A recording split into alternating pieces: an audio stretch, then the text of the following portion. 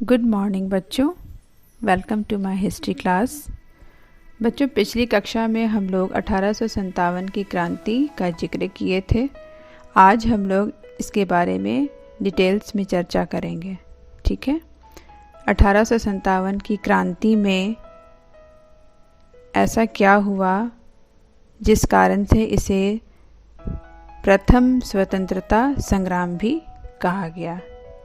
ठीक है, इसे जानने से पहले हम ये जानते हैं कि क्रांति किसे कहते हैं। ठीक है, क्रांति का अर्थ होता है परिवर्तन या बदलाव। बदलाव दो रूप में हो सकता है, सकारात्मक और नकारात्मक। ठीक है, इसे हम इस प्रकार समझ सकते हैं।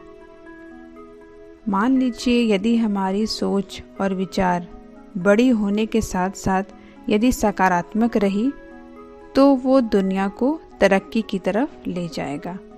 परंतु यदि सोच विचार बड़ी होने के साथ साथ अगर वो नकारात्मक रही तो वो दुनिया को तबाह करके आतंक मचा देगा। तो बच्चों, आप सभी ये सब सोचना चाहेंगी सकारात्मक? बिल्कुल सही। हमें कभी भी नेगेटिव या नकारात्मक नहीं सोचना चाहिए। ठीक है, सकारात्मक सोच से अच्छा होता है। अब चलिए विषय पर आते हैं।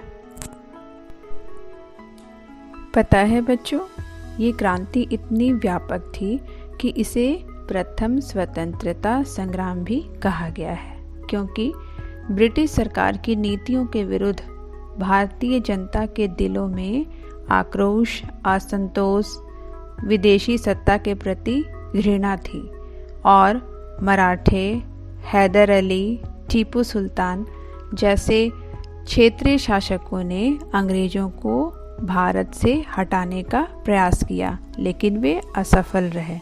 फिर सन 1857 ईस्वी में सिपाही विद्रोह की चिंगारी ने असंतोष की आग को और भड़का दी तथा उसकी लपटें भारत के अधिकांश क्षेत्रों में फैलने लगी।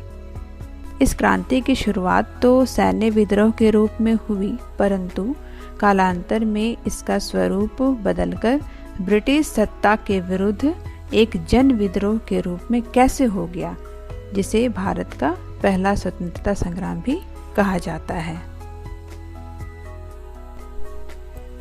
1857 ईस्वी की क्रांति आधुनिक भारत के इतिहास में एक युगांतकारी घटना मानी जाती है। इस क्रांति ने भारत में ब्रिटिश शासन को एक कड़ी चुनौती दी।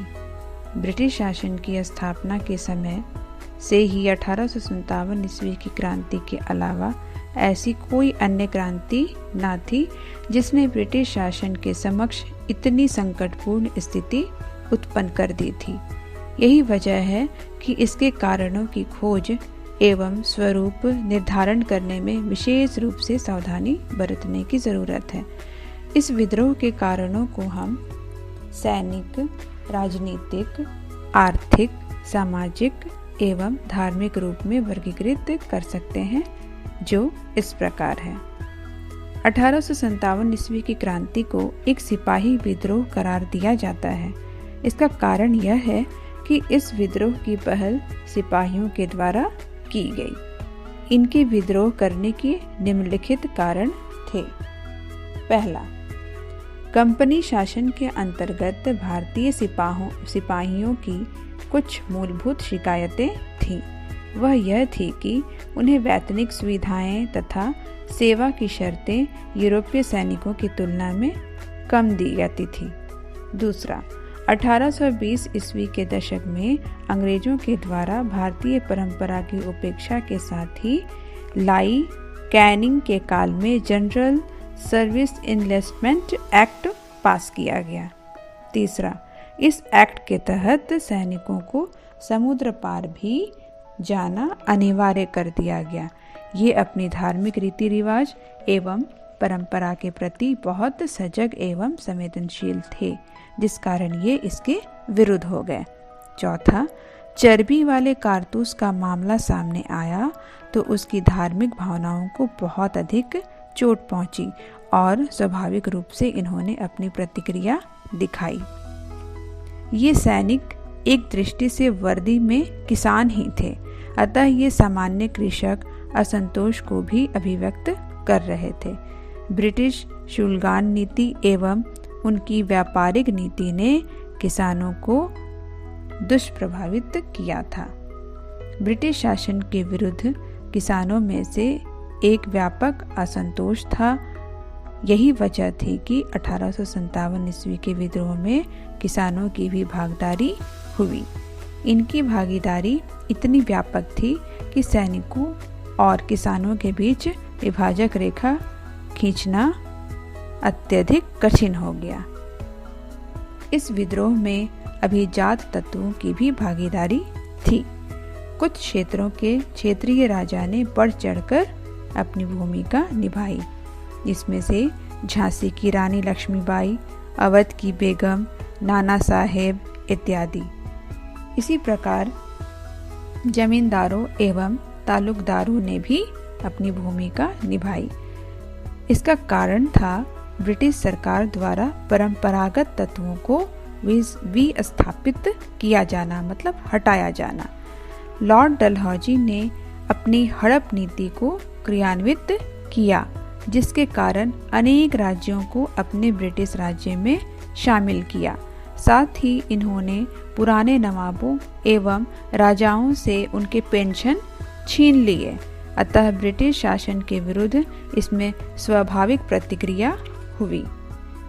ब्रिटिश सामाजिक एवं सांस्कृतिक नीति ने लगभग सभी वर्गों को विक्षुब्ध कर दिया था, मतलब परेशान कर रखा था हर वर्ग के लोगों को।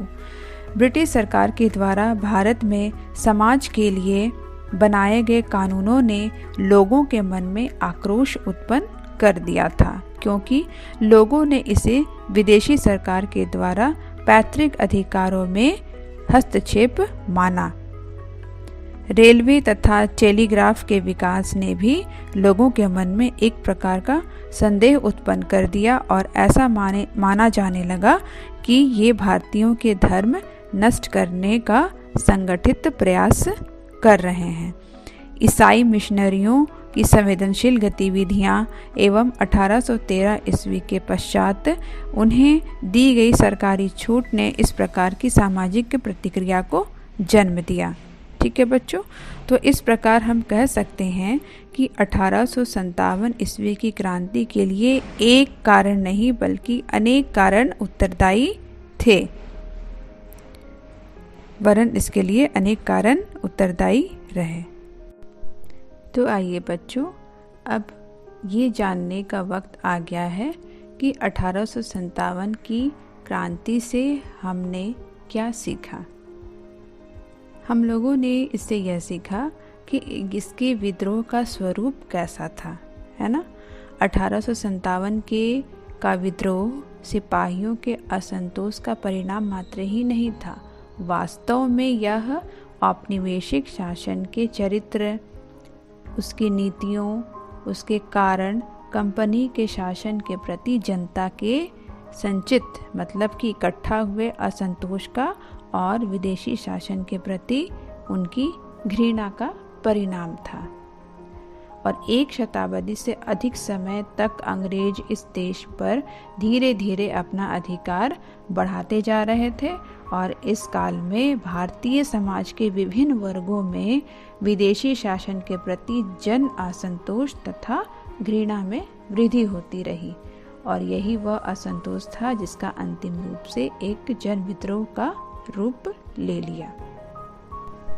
तो बच्चों, कैसा लगा ये पढ़ने में 1857 का विद्रोह? इसमें बहुत सारे नेतृत्वकर्ता का भी जिक्र हुआ है ना, जैसे रानी लक्ष्मीबाई, तात्या टोपे जी, नाना साहेब जी, है ना। वो तुम लोगों ने हिंदी में एक दोहा पढ़ा होगा, खूब लड़ी मर्दानी वो तो झांसी वाली रानी थी, है ना। चलिए, बहुत बढ़िया।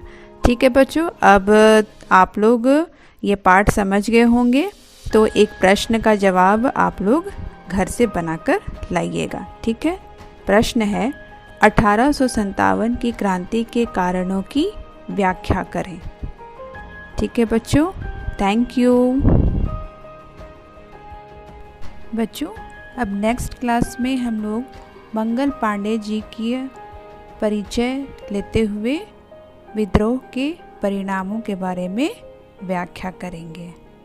Okay, thank you.